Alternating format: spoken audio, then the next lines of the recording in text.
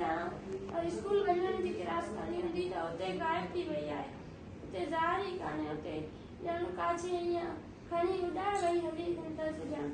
14 तारीख़ खां सरी घुमाए अॼु मुंहिंजी नंढी खे 8 ॾींहं आहे पर दाख़िल न आहे हाणे हिन अमर जो सब्र ई नथो थिए त कीअं सब्र थिए या कीअं हूंदी नंढड़ी हिते बस तव्हां सब्र कयो भेण असां तव्हां सां गॾु आहियूं हिन दिलि जी असां सम्झूं पिया तुंहिंजो दुख असां सम्झूं पिया असां पाण नियाणे वारा आहियूं असां गवर्नमेंट ऑफ सिंध खे अपील था कयूं SSP मेयर खे असां अपील था कयूं हिन माउ जी हिन जी ॾाॾी जेका आहे हिन जो वालिद वेठो आहे उन्हनि जा जेके आहिनि से रोई रोई उन्हनि जे अखियुनि जा ॻोढ़ा ख़ुश्क थी विया आहिनि ज़ालिमो जवाबु ॾियो हिते हिननि जे घर में क़यामत बरापा आहे किथे आयो आहे न्याणी हुनखे आसमान खणी वियो ज़मीन खाई वई या हुनखे आसमान ॾी वियो हुनजो कॾहिं असांजूं न्याणियूं आख़िर केसि ताईं असांजूं प्रिया कुमारियूं असांजूं जेके आहिनि से उजाला परवीनूं केसि ताईं असां जेको आहे सो इहो ज़ुल्म ऐं जबर असां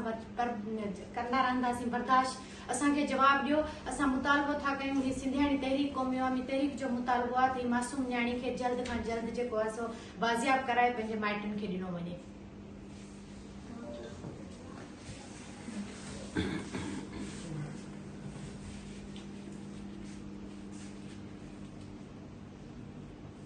मां ही असां ॻाल्हि ॿोल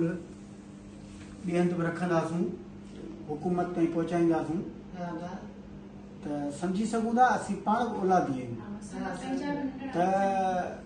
बच्चे खे बुखार थिए थो त माण्हू जी निंड ख़राब थी हाणे जो 8 ॾींहंनि खां न ॾिठो आहे त असां महसूसु करे सघूं था तव्हांखे छा ॿुधायूं त तव्हां ते छा गुज़रंदो ऐं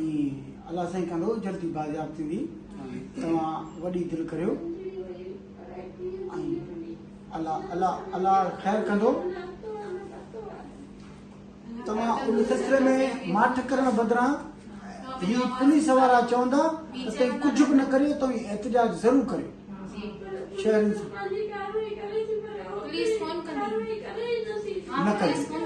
न कनि उन करे तव्हां प्रेस क्लब शहर वञी किथे वेही रहो शहरी माण्हू सभु तव्हां सां गॾु ॿाहिरि गॾु पुलिस वारा चवंदा बाबा राति बि ॻोल्हियो थी बस ही है खबर कहिड़ी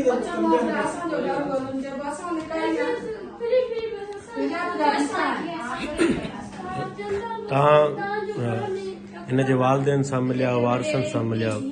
नंढी उजाला जे हवाले सां तव्हांजो छा मौक़ुफ़ आहे हुन वारे इंतिहाई ज़ुल्म आहे इंतिज़ामिया नाले का शइ कोन्हे सॼी सिंध जीअं मेहर में बि इंतिज़ामिया नाले का शइ कोन्हे नंढियूं नंढियूं छोकिरियूं अगवा थियनि थियूं 8 ॾींहं थी विया आहिनि नंढड़ी उजाला गुम आहे इंतिज़ामिया नाले का शइ कोन्हे उन्हनि जे वारस अॼु असीं उन्हनि जे वारसनि सां अची हिते मिलिया आहियूं मोहतरम अयाज़ लतीफ़ अली साहब जे हुकुम ते ही सिंधियाणी तहरीक जो असांजो वफ़द आयो आहे हैदराबाद खां असीं हिननि वारसनि सां हर महाज़ ते गॾु आहियूं हर जदोजहद में गॾु आहियूं असीं यकीन ॾियारियूं था त जिथे बि असांजी हिननि खे मदद जी ज़रूरत पवंदी हिते चवंदा हिते हिननि सां गॾु हूंदासीं हैदराबाद में चवंदा सॼी सिंध में जिथे बि क़ौमी अवामी तहरीक जो हिकिड़ो कारकुन आहे उहो हिननि भेनरुनि सां हिननि भाइरनि सां गॾु आहे असीं मुतालबो करियूं था असीं IG सिंध खां मुतालबो करियूं था त फौरन हिन नंढड़ी उजाला खे बाज़ाब करायो वञे ही को हिन दादू ज़िले खे छा भला ही को घोटकी को तंगवाणी इलाइक़ो सम्झो जिते रोज़ ॿार अगवा थियनि था हाणे ही हद थी वई आहे त हिते मेहर समेत हिन शहरनि में नंढड़ियूं मासूम जेके ॿारियूं आहिनि उहे अगवा थियनि थियूं इंसामिया नाले का शइ कोन्हे तंहिंजे करे असीं SSP नओं SSP आयो असीं उमेद कयूं था त ही SSP पंहिंजी जेका आहे सो ड्यूटी फर्ज़ सम्झी करे ऐं हिन नंढड़ी खे जेको आहे सो जल्द बाज़ियाब कराईंदो ॿी सूरत में असीं हिननि वारसनि सां हर महाज़ ते गॾु हूंदासीं सिंधियाणी तहरीक तरफ़ां क़ौमी अवामी तहरीक तरफ़ां हिननि सां असीं गॾु आहियूं हर महाज़ ते जदोजहद कंदासीं जेसि ताईं असांजी नंढड़ी